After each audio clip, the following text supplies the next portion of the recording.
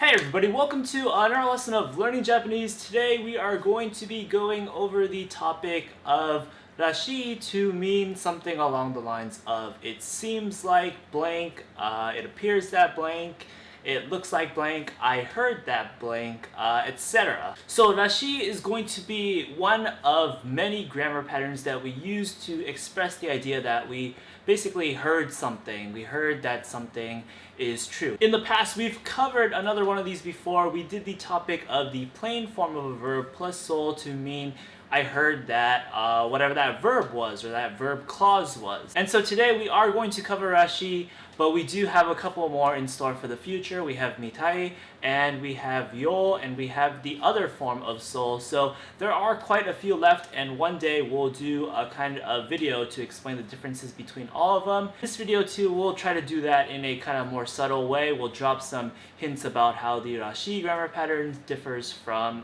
the ones that I just mentioned. It's also worth noting really quickly here that the Rashii grammar pattern actually has two functions. We're going to be covering one of them in this video today, and for its other function, the kind of more adjectival function of saying that something has a quality that is very characteristic of something else, we'll be covering that in a later video. So like I said, Rashii is very similar to the other grammar patterns, mitai, yo, so, and a lot of times they're actually interchangeable when you use them. However, of course, there are other times when they're not interchangeable because of the different nuances that they come with. So we are going to kind of go into what nuance the Rashii grammar pattern has that differs from the other ones. The Rashii grammar pattern is used to make a statement about basically information that you've learned from another source. So basically not through first-hand experience. This could be through reading or hearing, etc. And so this is going to contrast with the mitai and the yo grammar pattern because those ones are more about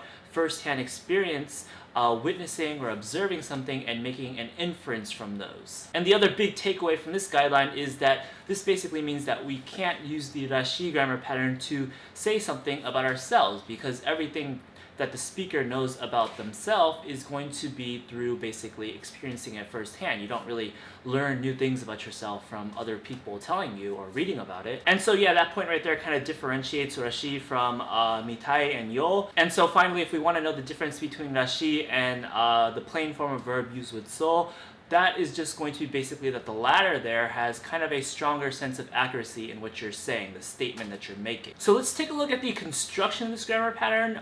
We are going to be able to use Rashii with basically any kind of word type. We can use it with verbs, nouns, adjectives.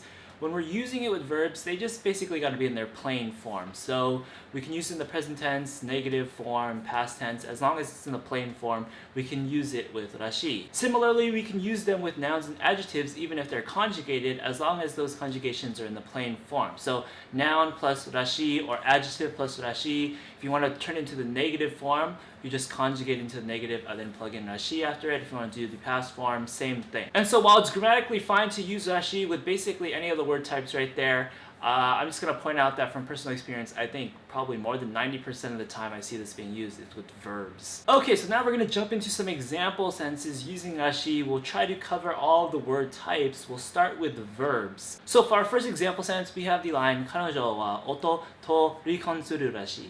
And this is going to translate to something along the lines of I hear that she's going to divorce her husband. So let's break down this sentence bit by bit. First up, we just have the word 彼女, which is a very simple word that means she or girl, more correctly she here. We have the particle wa marking her as the topic of the sentence right there. Then we have the phrasing oto to. This is just going to be with husband basically. Oto is going to translate to husband. To is going to be basically the particle that means with or and. Here it's going to mean with. Then to end the sentence, we're basically just going to have this verbal noun that we're going to use with our grammar pattern. So rikon suru is going to be the verbal noun that means to divorce. This is the verb that we want to use with our grammar pattern here. So we just got to check that it's in a plain form. Suru is the dictionary form, so it's a plain form. So we can just attach Rashii after it. So rikon suru Rashii is basically going to be heard that divorce basically. Fill that in with the rest of the sentence that we just covered, and this would be I heard that she is going to divorce with her husband basically. And so let's just take a second to note how the nuance of using the Rashii grammar pattern here is going to make the intention behind the statement different from had we used the grammar pattern mitai or yo. Those would have been you kind of are speaking from first-hand experience and making a inference or whatever, some kind of assumption based on what you see firsthand. But this is more just hearsay. I heard that she's going to do it, not opposed to maybe if you use mitai instead, that would kind of imply that, you know, I was at her place and I witnessed their strained relationship and I'm just going to assume that she's going to divorce from him. For our next example sentence, we'll keep it with verbs just because those seem to be the most common cases of this grammar pattern, but we'll kind of spice it up by making it a past tense verb. So for our example sentence, we have the line, 彼は入学試験に失敗したらしい. And this is going to translate to something along the lines of, I heard that he failed his entrance exam. Let's break down this sentence bit by bit. First up, we have kare, which is basically the opposite of kanojo, which is going to be him or he or the guy. Once again, our second word is going to be wa because it's the topic marker marking the topic, which is kare, so he is the topic of the sentence. Next up, we have the word nyugaku shigen, which is going to translate to basically an entrance exam. So this is going to be a noun, and we're going to mark it with the particle ni because this is the particle we use with the verb that we're about to use, which is shippai suru, which means to fail. It's a verbal noun. So once again, we're using this grammar pattern with a verbal noun, which means we just got to focus on the suru there. It's going to be a dictionary form verb right there, suru, so it's a plain form, so we can use it with our grammar pattern, but we don't want to do that yet because we want this to be in the past. We want the act of him failing to be in the past, so we've got to conjugate suru into shita. So then we have shippai shita, and now we can just attach Rashii after that, and it would be, I heard that failed with the past tense. Attach that again with the rest of the sentence and we'll have a better idea. I heard that he failed his entrance exam. 彼は入学試験に失敗したらしい. Moving on now, we'll kind of diverge from verb usage. We'll use this grammar pattern with adjectives and nouns. We'll have the simple example of 明日はいい天気らしい. So this is a very simple line. It should be rather common, I'm assuming. It's just going to translate to, I hear that the weather is going to be good tomorrow. It's good weather tomorrow. So let's break it down real quick. First up, we have 明日, which is going to translate to tomorrow. We have the topic marker wa, marking tomorrow as the topic of the sentence. Then we have the word I, which is just going to mean good. It's an adjective describing the word right after it, which is tenki, which means weather. And so tenki is the noun that we're going to want to use this grammar pattern with. So with nouns, there's no really guidelines to anything. We just attach Rashii after it, unless we're conjugating it into the past tense or something, which we're not. We are not, so we're just going to attach Rashii. And that pretty much completes the whole sentence right there, and it's just going to turn into, I hear that, or it appears that, or it seems that it's good weather tomorrow. 明日はいい天気らしい. And that's a very simple sentence right there. Now for our next example sentence, we'll do a na-adjective. Our line is going to be このお店は世界的に有名らしいです. And so what this line is going to translate to is something along the lines of, I hear that this restaurant is famous all across the world, or something like that. So let's break down the sentence bit by bit to get a feel of what's going on here. First up, we have この, which is the demonstrative adjective that means this.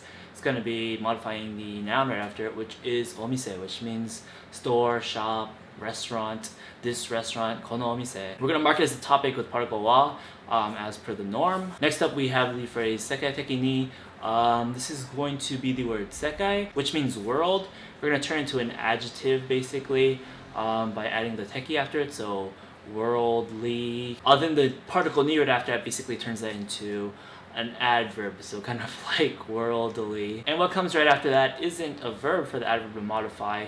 It's an adjective, but the way the Japanese language works, when we use an adjective, it's kind of like saying is the adjective. So it's kind of a verb phrase right there. And so our adjective is going to be yume, which means famous. So sekai teki ni yume is going to mean basically famous on a worldly scale, so worldly famous. And yume is actually going to be the non-adjective that we're going to want to use with our grammar pattern here. So because it's a non-adjective, we don't really have to do anything to it if we're just using it in the present tense, which we are.